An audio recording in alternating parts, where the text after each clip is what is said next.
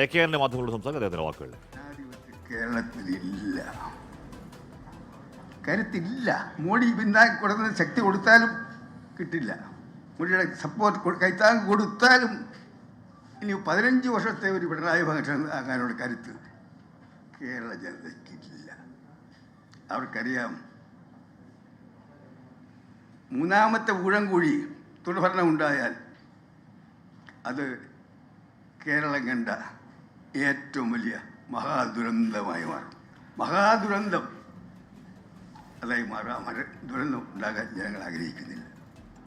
ഞാൻ വിശദീകരിക്കുന്നില്ല. 10 വർഷത്തെ ഭരണത്തിലെ ഓരോ കാര്യവും വിശദീകരിക്കുന്നില്ല. ഒന്ന് ഞാൻ പറയാം, 10 വർഷം കൊണ്ട് കേരളം വളരെ പുറകോട്ട് പോയി. ഒരു കാലത്ത് തെക്കേ ഇന്ത്യൻ സംസ്ഥാനങ്ങളിൽ വികസന കാര്യത്തിൽ നമ്പർ 1 കേരളമായിരുന്നു. ഇപ്പോൾ കർണാടക, തമിഴ്നാട്, ആന്ധ്ര, തെലങ്കാന അവർ വികസനത്തിൽ മുന്നോട്ട് പോവുകയാണ്. വികസന കാര്യത്തിൽ മുന്നോട്ട് പോവുകയാണ്.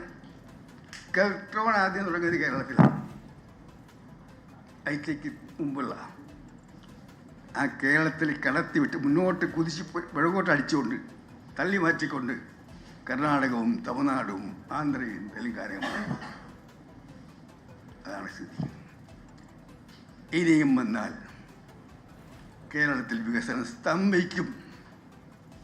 വികസനം പൂർണ്ണമായി സ്തംഭിക്കും.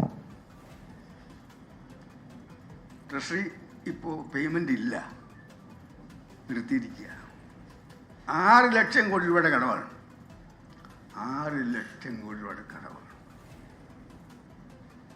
ഇനിയൊരു ഗവൺമെൻറ് വന്നാൽ, പിണറായി ഗവൺമെൻറ് വന്നാൽ കേരള വികസനം സ്തംഭിക്കും. കേരളം പുറകോട്ട് പോകും. തെക്കൻ സംസ്ഥാനങ്ങൾ അതിവേഗം മുന്നോട്ട് പോകും. എന്ത് കാഴ്ചയാണ്! എന്ന് ദയനീയമായ സ്ഥിതിവിശേഷമാണ് കാലത്ത് വന്നുകൊണ്ടിരിക്കുന്നത്.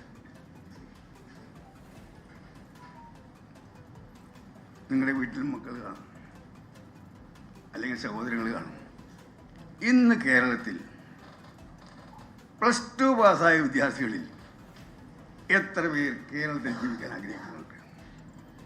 +2 പാസ്സായി കഴിഞ്ഞാൽ വീട്ടിൽ എന്തെങ്കിലും വസ്തു ഉണ്ടെങ്കിൽ വസ്തു പണയപ്പെടുത്തി, അല്ലെങ്കിൽ കടം വാങ്ങി ഒന്നെങ്കിൽ വിദേശത്തേക്ക്, അല്ലെങ്കിൽ അയൽ സംസ്ഥാനക്കാരുടെ ബാംഗ്ലൂർ, അതുപോലെ അയൽ സംസ്ഥാനങ്ങളിലേക്ക് പോകാൻ ആഗ്രഹിക്കുന്നു.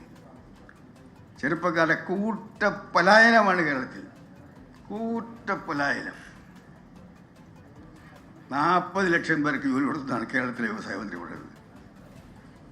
കേരളം ഇന്ന് റെക്കോർഡ് തൊഴിൽ സംസ്ഥാനം ഉണ്ടായതിനു ശേഷം ഇത്രയും തൊഴിലില്ലായ്മ ഉണ്ടായ കാലമില്ല. ആൾക്കാരെല്ലാം കേരളം വിട്ടുപോകാൻ ആഗ്രഹിക്കുകയാണ്. ഇവിടെ താമസിക്കുന്നത് വിട്ടുപോകാൻ അവസരം ഉണ്ടായിട്ടില്ലാത്തതുകൊണ്ടാണ്, അതിന് സാഹചര്യമില്ലാത്തതുകൊണ്ടാണ്. അല്ലാത്ത എല്ലാം കേരളത്തിൽ നിന്ന് പുറത്തു പോവുകയാണ്. അങ്ങനെ പോയാൽ എന്താ സ്ഥിതി? പണ്ടൊക്കെ എൻ്റെ കുട്ടിക്കാലത്തൊക്കെ എല്ലാ വീടുകളിലും 5ഉം 8ഉം 10ഉം 12ഉം കുട്ടികളുണ്ടായിരുന്നു, മക്കളുണ്ടായിരുന്നു. കാലം കുറെ പോയപ്പോൾ എണ്ണം ചുരുങ്ങി കഴിഞ്ഞ കുറേ നാളായി 2, 3ആയി, പിന്നെ 2ആയി. ലേറ്റസ്റ്റ് ഇപ്പോൾ നമുക്കൊന്ന് ഒരു കുട്ടി, അല്ലേ? ഒരു കുട്ടിയായിട്ട് മാറി മിക്ക വീടുകളിൽ. അതിൽ കൂടുതലുള്ള കാണുമായിരിക്കും. മിക്ക വീടുകളിൽ ഇപ്പോൾ ഒരു കുട്ടി. ആ കുട്ടി കൂടി വിദേശത്ത് പോയാൽ എന്തായിരിക്കും കേരളത്തിലെ സ്ഥിതി? കേരളം വൃദ്ധസദനമായി മാറും. ആ വൃദ്ധസദനത്തിലെ വൃദ്ധന്മാരെ ശുശ്രൂഷിക്കാൻ അന്യ സംസ്ഥാനത്തുള്ളവർ വരേണ്ടി വരും. അയൽ സംസ്ഥാനക്കാർ വേണം നമ്മുടെ സംസ്ഥാനത്തെ വൃദ്ധസദനങ്ങൾ നോക്കേണ്ടത്. കേരളം മലയാളികളുടെ നാടായി മാറില്ല. മലയാളികളുടെ നാടായി കേരളം മലയാളികൾ നാടല്ലാതായി മാറും. പെരുമ്പാവൂരെല്ലാം ബോർഡിൽ ഹിന്ദിയിലും ആസാമിലുമൊക്കെ, ആസാം ഭാഷയിലും ബംഗാളി ഭാഷയിലും ബോർഡ് എഴുതി വെച്ചിരിക്കുന്ന പോലെ കേരളമൊട്ടാകെ ബസ്സുകളിൽ ബംഗാളിയിൽ, ഹിന്ദിയിൽ, ബീഹാറിയിൽ ബോർഡ് എഴുതി വെക്കേണ്ടി വരും.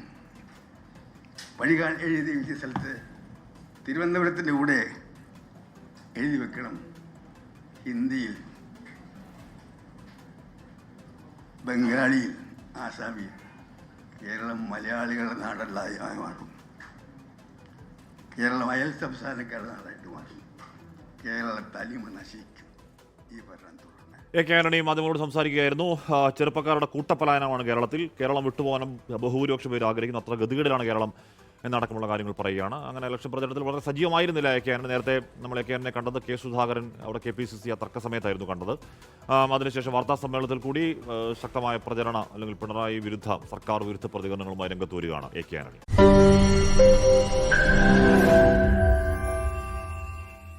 ലോകത്തെവിടെയായാലും ഏത് സമയത്തും 24 വാർത്തകളും ഓഗ്മെന്റഡ് റിയാലിറ്റി പാക്കേജുകളും എക്സ്പ്ലെയിനറുകളും വിശദമായി കാണാൻ ഞങ്ങളുടെ യൂട്യൂബ് ചാനൽ നിങ്ങൾക്ക് സബ്സ്ക്രൈബ് ചെയ്യാം.